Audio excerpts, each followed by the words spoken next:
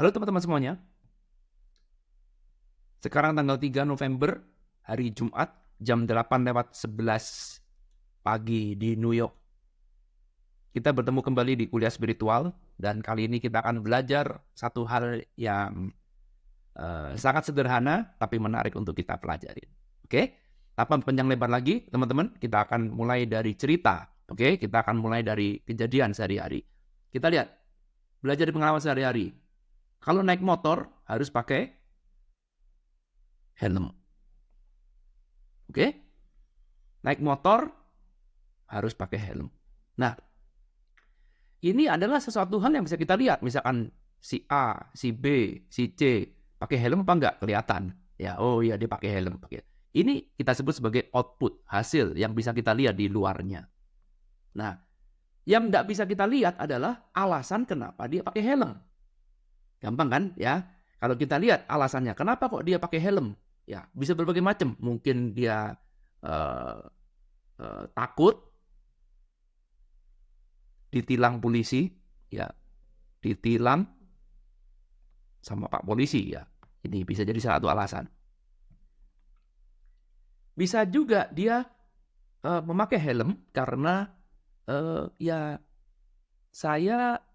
saya perlu pakai helm karena ini demi keselamatan.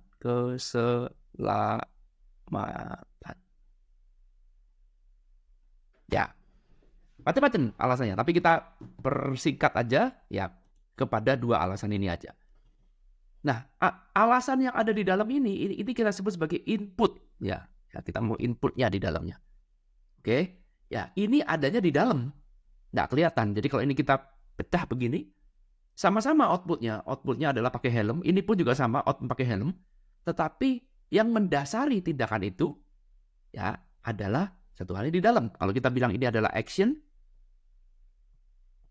kalau ini kita bilang adalah fondasi dari action. Sampai sini dulu bisa dipahami nggak? Ya, ada output, ada input, ada action, tentu saja ada fondasi dari action.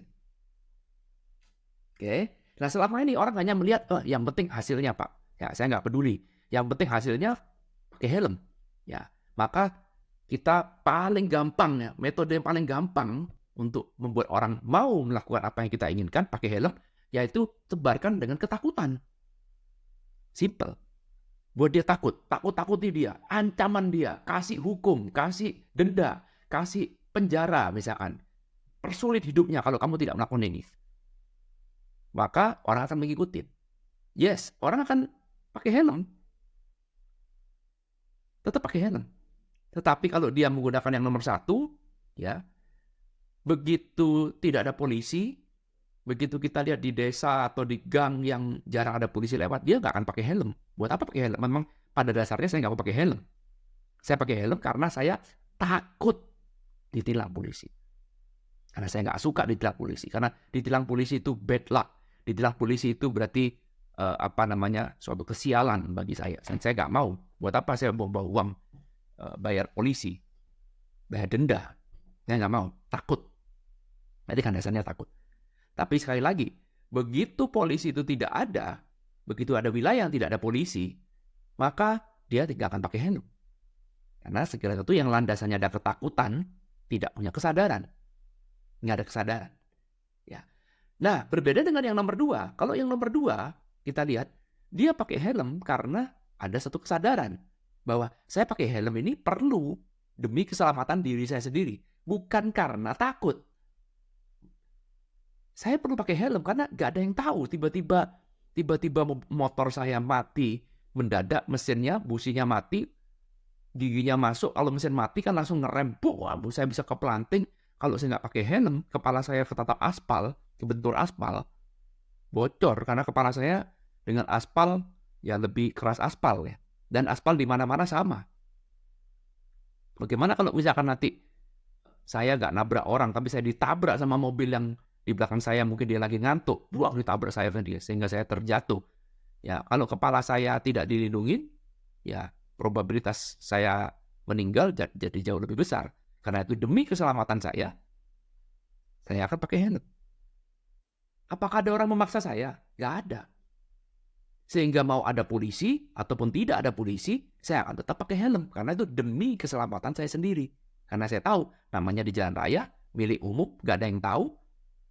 Siapa yang mengendarainya, ya bisa jadi ada orang yang lalai, lah kemudian mencelakakan saya, ya itu bisa sangat mungkin terjadi kan. Karena itulah, demi keselamatan saya pakai helm. Sama juga dengan kalau nyebrang jalan tolak-toleh ya.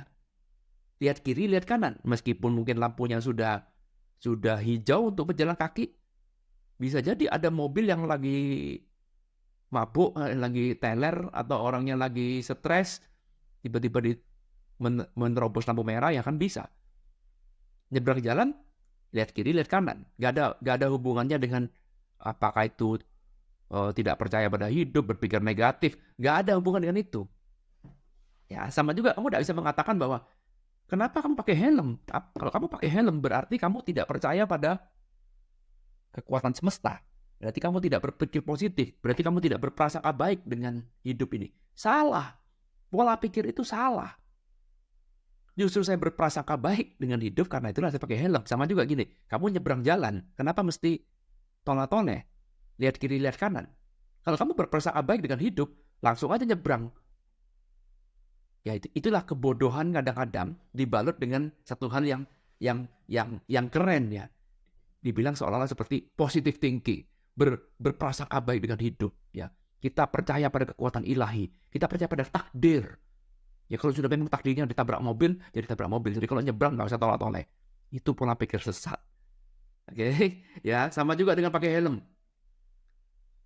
Saya pakai helm demi keselamatan. That's it, titik. Gak ada hubungannya dengan berpikir positif, berpikir negatif, prasangka baik atau prasangka buruk. Gak ada. Beda ya. Nah, mari kita lanjutkan sekarang. Kalau kita lihat belajar zona force and power, ini adalah zona force. Betul? Ini adalah zona power. Oke. Kalau zonanya zona force, landasan tindakan kamu berdasarkan ketakutan. Maka ya kamu menjalankannya pun tidak dengan sukacita, betul ya? Karena pada dasarnya adalah takut. Ketika kamu takut, bagaimana mungkin muncul suatu kesadaran? Gak mungkin. Jadi rasa takut ini akan menghalangi, menjadi barrier. Ya, gini. Menjadi penghalang kamu untuk menjadi sadar. Bagaimana caranya kamu bisa menjadi sadar? Dari atas menuju ke bawah, ya. Hilangkan ketakutanmu. Pahami betul kenapa saya mesti pakai helm. Kenapa sih kok polisi itu memaksa saya pakai helm? Kenapa kok negara memaksa saya sampai pakai aturan A, aturan B? Kenapa kok mesti pakai helm? Oh, ternyata begini. Ubah persepsinya. Ubah informasinya. Betul? Yang di dalam itu. Kalau kita dirubah, maka apa yang terjadi? Maka pemikiran kita pun juga berubah. Oh, ternyata itu demi keselamatan saya toh. Bukan karena takut ditilang Pak Polisi, bukan. Tapi demi keselamatan saya, muncullah satu kesadaran baru, ya, sehingga kesadaran ini, tidak mungkin ada rasa takut. Tidak mungkin. Karena sekali lagi teman-teman, selama kamu mempertahankan rasa takutmu, maka selamanya kamu nggak akan bisa tersadarkan. Inilah yang saya maksud tersadarkan adalah, masuklah dalam zona power. Itulah sebabnya kenapa Eckhart Tolle mengatakan, bukan actionmu yang penting, bukan. Tapi what is the foundation behind your action? Karena dari setiap action pasti ada fondasinya. Gak mungkin action itu bisa berjalan sendiri tanpa fondasi. Gak mungkin. Jadi semua action pasti ada fondasinya. Mulai paham sekarang? Dan fondasi ini ada di dalam. Kalau ada di dalam pasti urusannya dengan emosi, dengan rasa. Ini pasti zonanya. Jadi fondasi dari action kamu adalah antara force atau power. Sekarang Anda jadi semakin paham tentang dunia force and power kan? Kenapa kok kita penting belajar tentang force and power? Karena itu adalah fondasi dari action. Yes. Betul. Ya. Kalau belajar dalam Anthony Robbins, ya, kelasnya Anthony Robbins mengatakan bahwa fondasi dari action adalah reason. Strong reason. Semakin kuat reason kamu, semakin kuat actionmu. Kalau kita belajar spiritual, reason ini cuma jembatannya aja. Sebuah dampak. Tapi kalau kita belajar spiritual, kita masuk yang lebih dalam lagi, adalah apa fondasi dari reasonmu. Udah gitu aja. Sederhana, sama juga seperti dengan ini, pakai helm. Ada alasan pakai helm. Iya, alasan kamu ya sama juga. Saya selalu pakai helm rajin. Kenapa? Karena saya takut ditilang sama polisi. Jadi yang mendasari action saya adalah rasa takut, dan di mana rasa takut itu bagian dari zona force. Energi rendah. Takut, khawatir, apalagi apa namanya? Ya itulah ya, saya nggak hafal ya, gitu aja lah ya. Nah, lanjut lagi sekarang. Bagaimana kalau kita muncul satu kesadaran? Ya, tetap pakai helm. Sekali lagi ya teman-teman ya. Teman-teman, sekali lagi saya katakan, kamu pakai helm bukan berarti bernegatif thinking. Ini pola pikir yang suka kecampur-campur, karena berpikir kalau saya pakai helm berarti saya juga berpikir negatif, Pak. Karena saya takut juga, takut kecelakaan. Beda. Salah. Itulah kesadaran yang kita sebut. Bukan berarti 1 dan 2 ini adalah takut dengan cover yang berbeda. Bukan. Justru malah, coba kalau kamu hilangkan rasa takut itu, maka muncullah satu kesadaran bahwa saya menggunakan helm untuk keselamatan diri saya sendiri. Ya, kalau sulit memahami ini, pakailah tadi teori nyebrang jalan, lihat kiri, lihat kanan. Ya, namanya tetap waspada, betul ya? Waspada ini bukan berarti bahwa kita tuh takut loh. Bukan, alert ya. Karena kalau kamu sekarang berpikir bahwa, kalau zona power berarti kita yes man. Ya sama seperti tadi. Apakah zona power berarti kalau kamu nyebrang jalan nggak usah tolak-toleh? Karena kita berpikir positif. Enggak. Jangan menyebutkan arti kalau ini negatif, kalau ini positif. Terlalu sempit. Itu malah menyesatkan. Ya, akibatnya pikiran kita jadi bingung. Wah, apa bedanya Pak? Saya pakai helm demi keselamatan kan ya takut juga. Takut kecelakaan, takut mati. Nah itulah. Titik temunya ada di sini.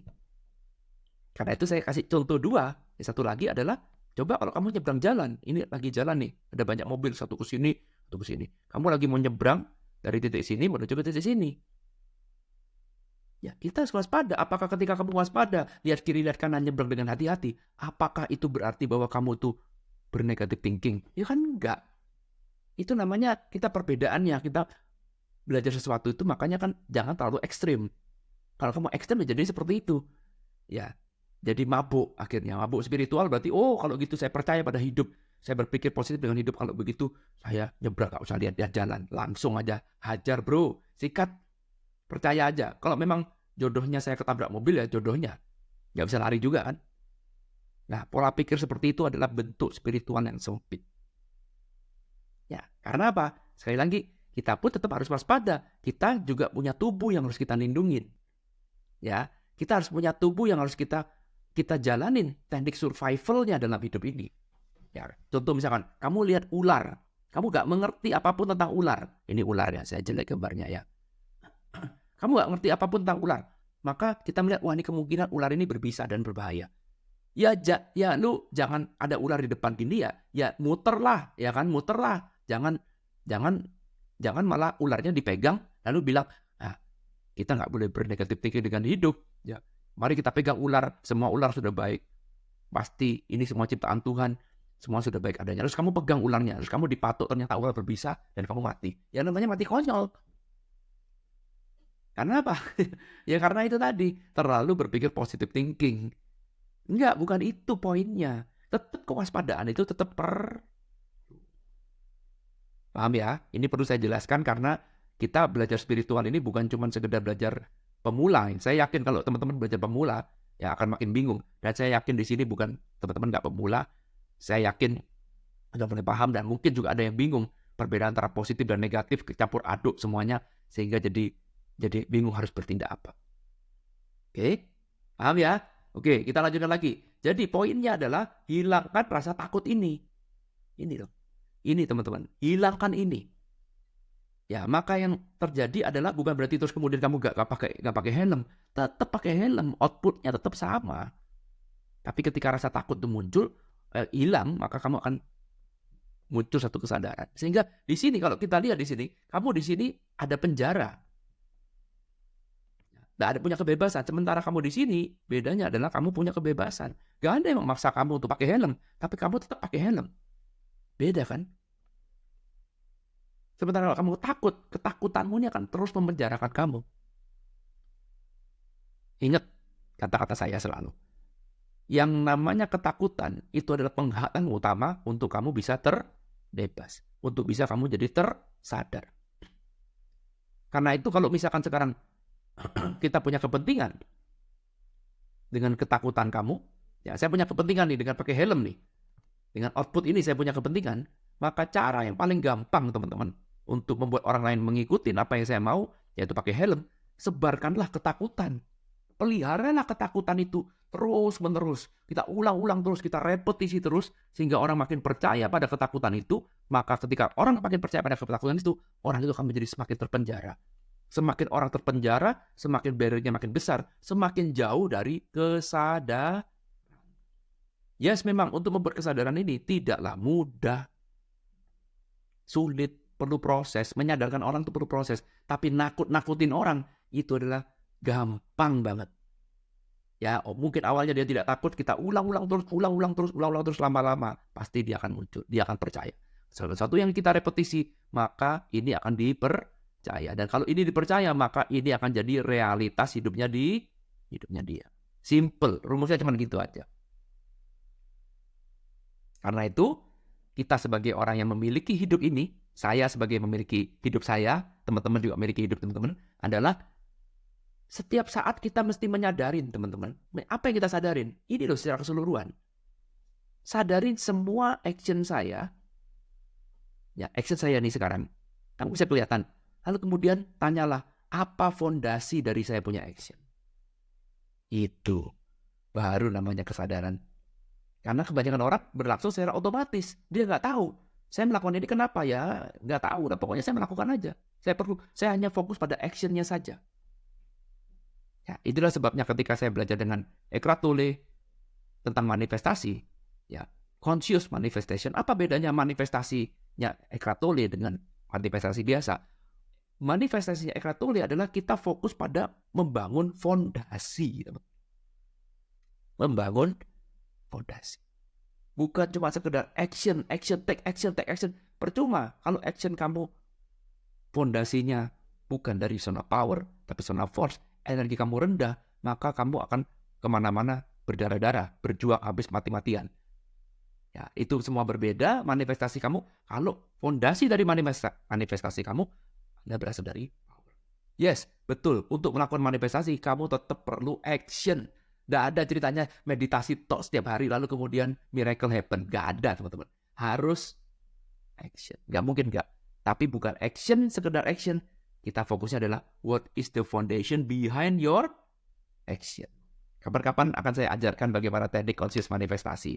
Ya, mungkin kita buat kelas seru kali ya.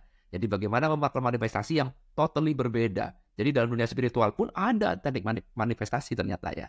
Ya, dan ini berbeda banget dengan kelas pengembangan diri, di mana kelas pengembangan diri itu biasanya needy, ngotot, maksa. Karena apa? Fondasinya ya itu tadi. Dia tidak fokus pada fondasinya, yang penting action. Apakah action yang berlandaskan dari zona force pasti gagal? Siapa bilang? Enggak.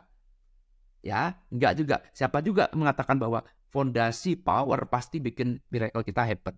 Manifestasi kita terjadi? Enggak.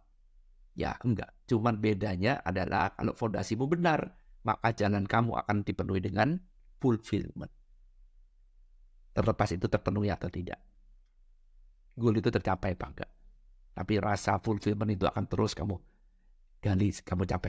Dan rasa fulfillment itu akan attract sesuatu hal yang sama terus-menerus. Semoga bisa memberikan insight teman-teman.